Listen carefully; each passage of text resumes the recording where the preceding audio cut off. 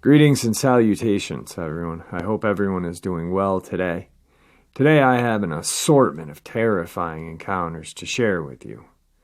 I'm also very excited because it's less than 24 hours for the interview of my life.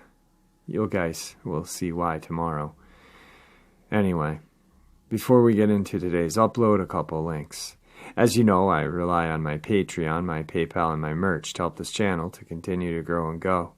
All of those links are in the description below.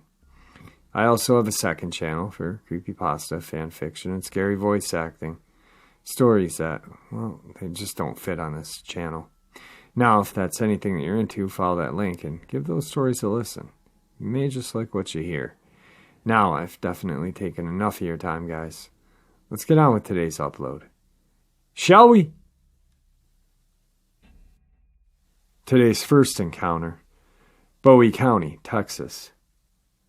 Late one afternoon in November of 1986, my nephew came down and wanted to go deer hunting at Maud. I grew up hunting at the old Berry farm. I put him in one of the deer stands that my brother and I had put up and went to mine. I told him I would come back by the stand that he would be hunting out of so we could get out of the woods together. That afternoon it was starting to get dark, but still light enough to see. I started back towards the nephew's stand. I started up the creek bottom that ran into the big swamp thicket next to the lake when I smelled something very foul. I could hear something moving in the thicket. At first I thought it might be a deer, but it was far too big to be a deer and sounded more like a man walking in the water. So then I thought it was my nephew, and he had gotten down and started coming to my stand, so I yelled his name. So he knew that I was on my way. This thing started moving away from me and fast. Down the thicket, about 50 to 75 yards, there's this little opening, about 30 feet across. This thing crossed the opening, and I couldn't believe what I was seeing. This creature had to be around 7 feet tall, dark brown fur covering its entire body. It crossed the opening in what seemed to be 5 or 6 steps. I'm not crazy. I know what I saw, and I saw something, and whatever this thing was, it was huge. Today's second encounter, 1989, St. John the Baptist Parish, Louisiana. The same L'Observer article that mentioned the Laplace man's sighting near Roddock in 1983 also makes mention of another Laplace man that had a strange encounter on top of a levee near Bayou Steel. In 1989, this man was alone on top of a levee near Bayou Steel. He was waiting for his brother to meet him to go hunting behind the levee. The man heard a noise. Behind him, he turned around and witnessed 2 large red eyes staring back at him. The man dropped his gun and ran. The details of just seeing the red eyes suggest that this sighting happened in the early morning while it was still dark. The credibility to this sighting is that it ran in the paper. Today's third encounter, Ponchatoula, Louisiana. In a new subdivision that was still being developed named Sheryl Meadows, a 12-year-old riding their mini bike along with the cousin saw a lumbering creature approximately 500 yards away. The creature was black, hairy, and walking upright on 2 legs. The cousins were riding toward the creature when they spotted it walking on the side of the road in their direction. The cousins decided to turn around and go back the direction they came from to avoid a close encounter with this unknown, imposing, bipedal creature. Once turned around, the cousin looked back and observed the creature now walking in the middle of the road at a quicker pace toward the children. The 12-year-old that was operating the mini-bike accelerated so hard that their cousin fell off the back. Once the cousin jumped back on and yelled, "Go!" They didn't look back after that. The same 12-year-old child claims about a month after they were the same cousin in the woods that bordered their neighborhood when they spotted a bush along the train track shake. Out of the shaking brush came a large, hairy arm, grabbed a handful of leaves, and went back in. It was late in the evening and getting dark, so they couldn't see into the brush. The two children ran the entire way home, about a quarter of a mile. This sighting took place just north of the Manchac Swamp region, about a quarter of a mile away from Highway 22. The report suggests that these two encounters took place roughly in the same area. A cattle bridge that crossed the Yellow Water River was mentioned as a landmark in the report. Today's fourth encounter, Gregg County, Texas. I never told anybody about what myself and my friend saw hunting after school one day. I don't remember him or me even really talking about it much. It was in 1987 hunting season, I'm not sure which month. The two of us were walking along a dirt road in the Locker Plant River bottoms. Not sure which of us saw it first, but it definitely caught our attention. We were looking down a right-of-way when this large figure walked out of the trees. It walked along the tree line for several seconds, going back into the trees. At first, we thought it was one hell of a big man, or maybe someone hauling a deer carcass across the shoulders. I remember asking my friend if that guy was wearing a fur coat. We knew that it wasn't a man. The thing was at least 7 feet tall and covered with fur. It seemed to walk like a person. It was too far away to notice any details about the face, hands, or feet. I'm not sure, but I think it noticed us, and that was the reason it never crossed the right-of-way. We knew what we saw, and even with our guns in our hands, we both ran all the way home. Today's fifth encounter, Harrison County, Texas. I have a dog kennel where I raise and sell puppies. Every night when I get up out of bed to go to the bathroom, I look out my window and check on the kennels.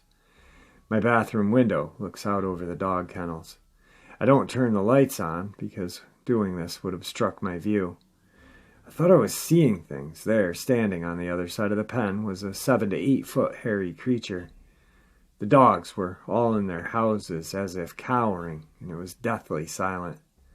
The creature was standing facing the dog pen, at which point he turned to the east and walked about 3 steps, then turned to the north and stood there. That's when I went and got my mother. She as well saw it, but not as clear as I did. It stood there after my mom came, and then it went into the woods. My house is surrounded on 3 sides by woods. It's very secluded. Every night it's here, and we are terrified. It screams often. My children have even heard it. I know I sound like some sort of fruitcake. I don't tell anyone because I feel like people will just think I'm crazy. I'm buying motion lights to see if it will make it go away. This creature is here every night and we hear it scream. I don't know if the neighbors have heard or seen anything. I don't want to be made fun of. Today's sixth encounter, Harrison County, Texas. I was a newlywed at the time and we were at my brother-in-law's place visiting. I'm basically a city boy, but my brother-in-law has grown up in the country out there and knows the area very well. We were out squirrel hunting, and we also went to check on some of his fishing lines. On our way back, we were walking through the woods on what looked like a dirt road. I was feeling very uneasy. I could tell something was not right. We both heard some branches breaking. We heard something hard hit the ground. Right then, we saw it. It walked into the clearing about 50 yards in front of us, stopped and looked at us. It had long, brownish hair and was at least 7 to 8 feet tall. The only place I didn't see a lot of hair was its face. I was very curious. I thought it was someone playing a prank or something like that, so we kept walking towards it. It then walked into the woods and was gone. When we got a little closer, the smell was sickening. We took a look around where it had gone into the woods, but we could find nothing but some broken limbs on the trees. A lot of them were broken up high, 7 to 8 feet taller than I was, with my hands over my head. We kept going to the house, and that same feeling that something was not right wouldn't leave. My brother-in-law was as white as a sheet. As we got closer to the house, we smelled that awful smell again. We heard something breathing and some grunts over to the side of us. We saw it again, standing between some trees. At that point, I was wicked scared and just took shots at it. I don't know if I hit it, but it let out a scream or a roar that almost made me piss myself. We both took off running for the house, and it was keeping pace with us. It was in thick woods. Then one thing I remember about it was I could hear it breathing. I could hear the branch breaking as it ran. As we got to the edge of my brother-in-law's property, it stayed in the tree line, back where we couldn't see it, but we could still hear it grunting. We got to the house and got all the kids inside and stayed. That night we heard the sound on and off most of the night. Today's seventh encounter. I grew up in the countryside close to Essex, United Kingdom. We lived in a very rural area surrounded by thick woods and fields. Back then, and there was only a small farm down a single-track road. My first encounter with this thing that I can only describe as a beast was in our garden about 11:30, when I was about 13 or 14. My stepdad had just driven back from the pub, and he was in the kitchen making toast. I went down to get a drink of water. The back garden floodlight was switched off as it was very blinding when it came on. My stepdad noticed something moving about in the garden as he was looking out of the window. He questioned what he was seeing, so I took a look, and as we tried to work out what it was, but we couldn't make it out clearly, so we switched on the floodlight. In the light, we could see all right, as plain as day. This thing was on all fours, drinking water from our pond. It was huge. It was black and very wide and very muscular. It turned and looked towards our house. I'm assuming it couldn't see us, as we were shielded by the blinding light. I've never seen anything like it before. Its face was just like a dog, but it looked much more fierce than any domestic dog, and its features were very strong and defined. This creature was covered in thick black hair from head to toe. My stepdad and I just stood there in shock. It moved away from the pond and then stood up on its back legs and leapt over the end of the tall garden hedge. The hedge was about 10 feet tall, and it had no trouble clearing it. Then the creature was gone. My stepdad turned off the light and told me to get to bed. The next morning he told me that we were never to discuss what we had seen ever again. Whenever I tried to mention the event and what we saw, he just denied it, that it never happened. But that was not the only time I think I was very close to this thing. I was walking my friend home one day, a few months later. We were walking across the fields past the farm's old barn. There was a large, broken hole in the side of the barn, and we had to walk close to it to get down the track. It was around lunchtime, so we were walking in broad daylight. As we got closer to the barn, we both noticed this creature edged inside of the barn, looking out of the hole at us. We were watching it, trying to make out this thing in the dark, when it moved, and I knew it saw us. We both questioned what it was, or what it could be, and we both decided to back off slowly and return the way we had walked. As we did this, the creature moved further backward into the barn. I think it did this to remain hidden.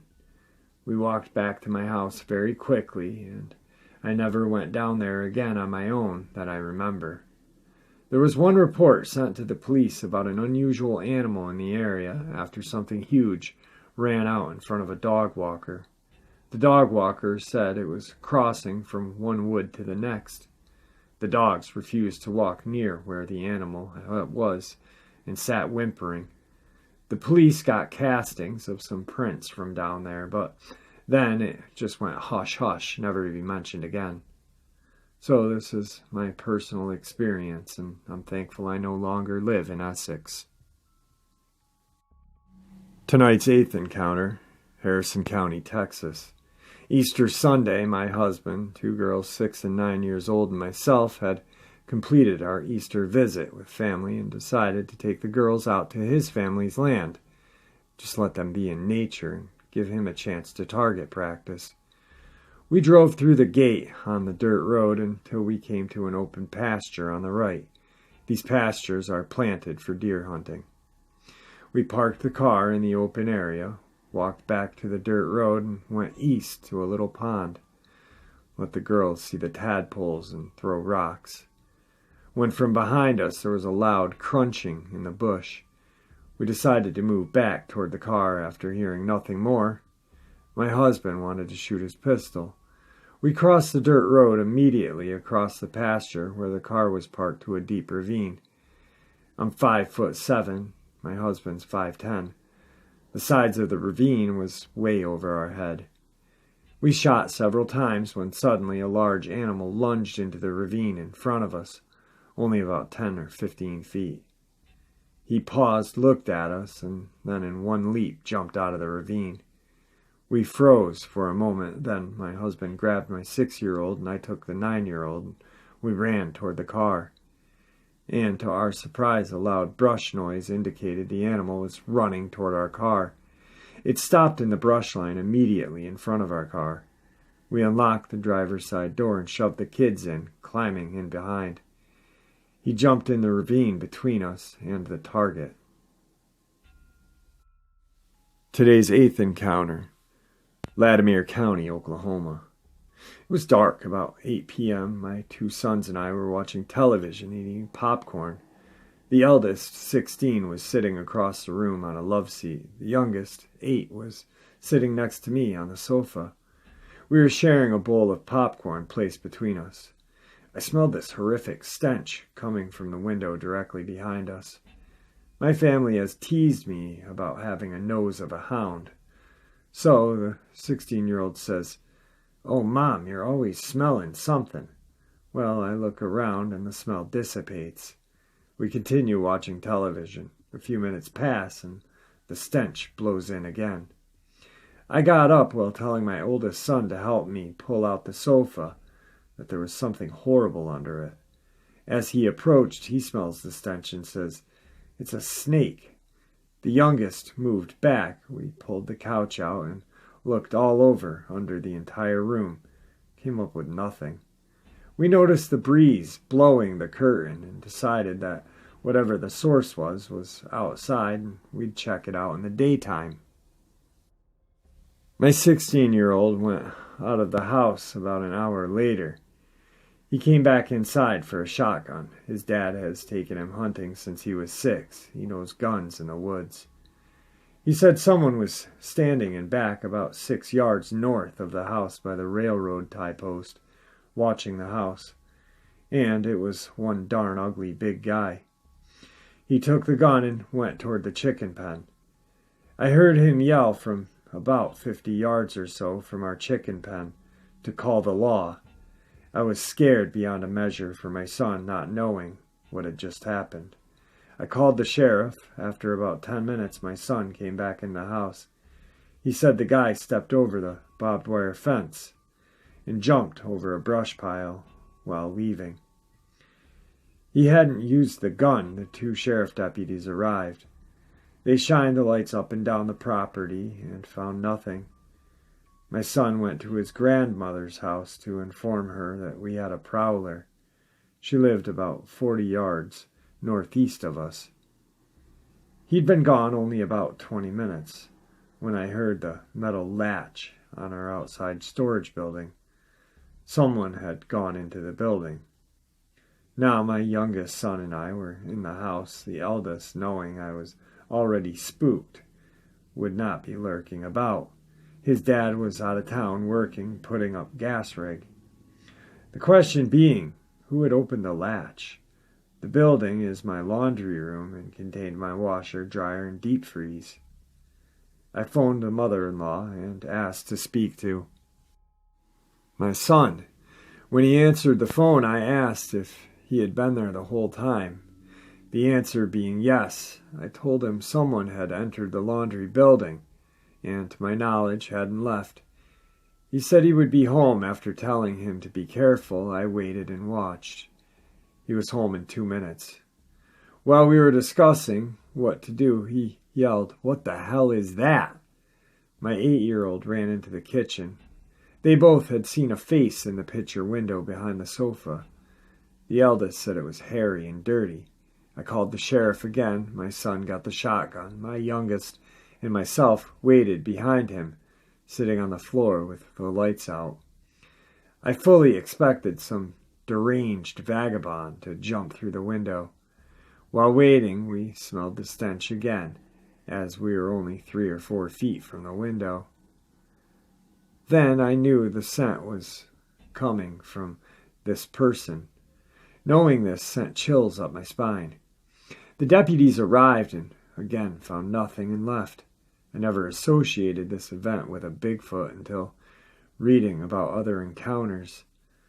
The stench is what ties it in for me, and the description my son gave of the face in the window. The way this character acted just wasn't in keeping with anything I'd ever known. But the deciding factor for me was about 8 months ago. I repeated this story to our friends, that retired Oklahoma highway patrolman who hunts with my husband. He said this was out of character for a perp he had never seen. As close as I can describe it, and the scent was a mix between dirty, wet, steamy blue jeans, soiled diapers, and wet, filthy dog. That's why for years I thought we had a deranged or drugged-up tramp lurking about, as my husband had found the signs of someone being in the woods roundabout. Today's 9th encounter, Jasper, Texas. We were four-wheeling on the trails at Ebenezer Park around 11 in the afternoon. My friends and I started out down the trail that runs between Ebenezer and Boykin Springs. We had stopped to check the bike for proper equipment and make sure everything was okay before proceeding. We heard something back at the trucks. The guys headed back to the trucks to see if someone was breaking into our vehicles. My girlfriend and I hung back so we could spend some time together and talk. We were there for at least 15 minutes, and we heard what sounded like a deer walking upon us. So we waited to see what it was. When she stepped out, it was awesome. I had read a bunch of books about Bigfoot and wondered what it would be like to see one. I got my chance. She, you could tell it was a female, stood against a tree like a construction worker, leaning against a shovel.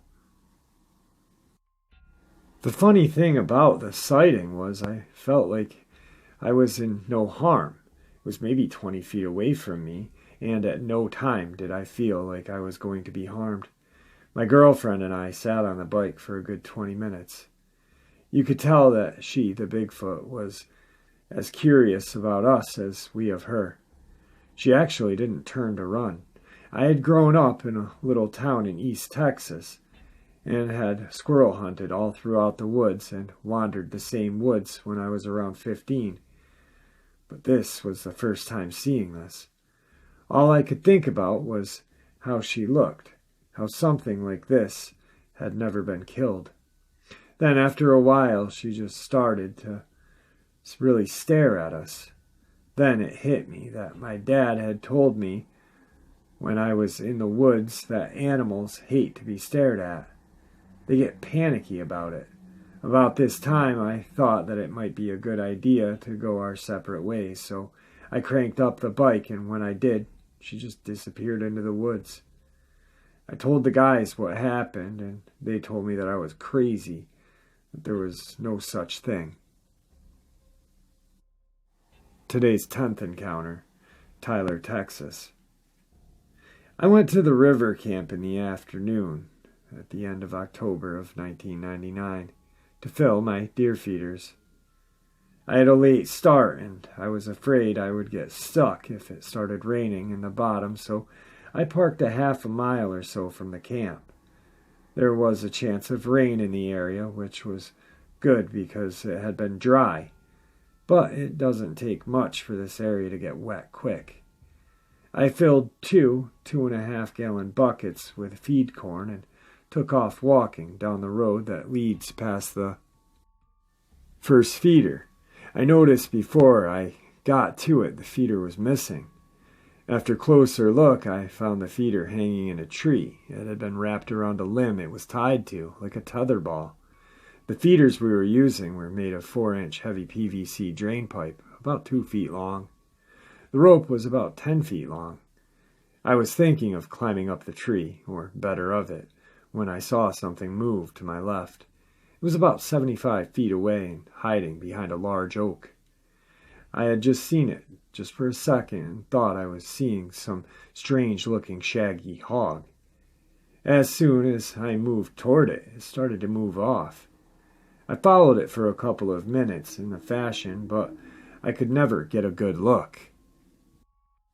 It was very good about keeping the brush and the trees between it and myself. As this is in place where the river overflows regularly, the runoff end of the slough, there is an excessive amounts of dead trees, brush, and briar at times. Sometimes it piles up so thick that it looks like a beaver dam. I could only catch glimpses of it because of the thick cover. Because of its shaggy appearance, I had begun to believe it was an emu, or maybe 2. I know this sounds strange, but a couple of weeks earlier, a man in one of the hunting clubs up the road told me that someone had emptied a cattle trail full of unwanted emus in their club, and I was convinced this is what I was looking at. We continued on this way, moving up the river. We came to an old railroad crossing at another camp house and a boat ramp across the river. We were to the point where they either had to step into the opening or go back the way it or they came, or turn and face me. When it stepped out, I really couldn't believe it. At first, it was a Bigfoot, Sasquatch, woolly booger, or whatever you want to call it. There's nothing else it could have been. I was 50 feet or less away from it. The left side and back were to me, and I couldn't see its face. It was about 7 feet tall, walking upright and covered in long, shaggy hair. It was longer on the arms, which hung to the knee, and covered its hands. The hair was dark grayish-black and reminded me of old hay rolls that had been left out in the pasture uncovered. It had huge, wide shoulders, and the head just sort of blended into them. I didn't see the feet. I would estimate its weight to be 300 pounds. Although it was large, I would describe it as lanky. As it moved over the bank, paused, and moved down the river out of sight.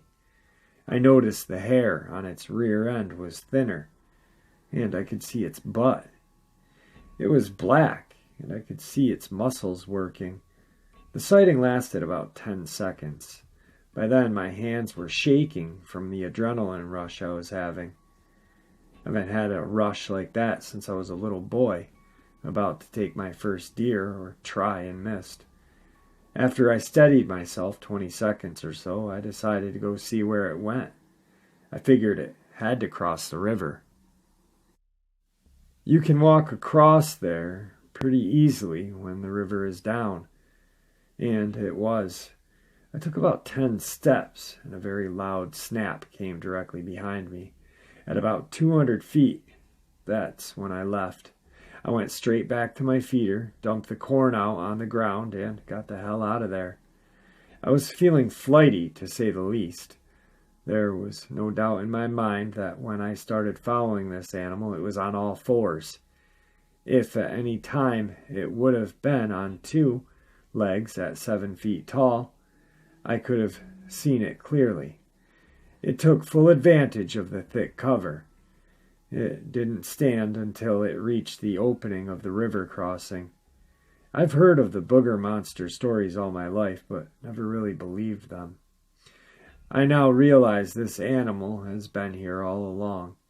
I've seen some strange things in the woods I couldn't explain. Some of them don't seem so strange anymore. If I see it again, he can go his way and I'll go mine. All right, guys, there you have it. 10 very interesting and terrifying encounters to get you through this Wednesday night into Thursday's interview that has me over the moon with excitement. I really hope you guys enjoyed these encounters as much as I enjoyed sharing them with you. I'd like to thank everybody for all of their support. It truly means the world to me. And with that, guys, I'm just going to bid you farewell for the evening. Get ready for tomorrow. Anyway, have a great night, guys, and take care.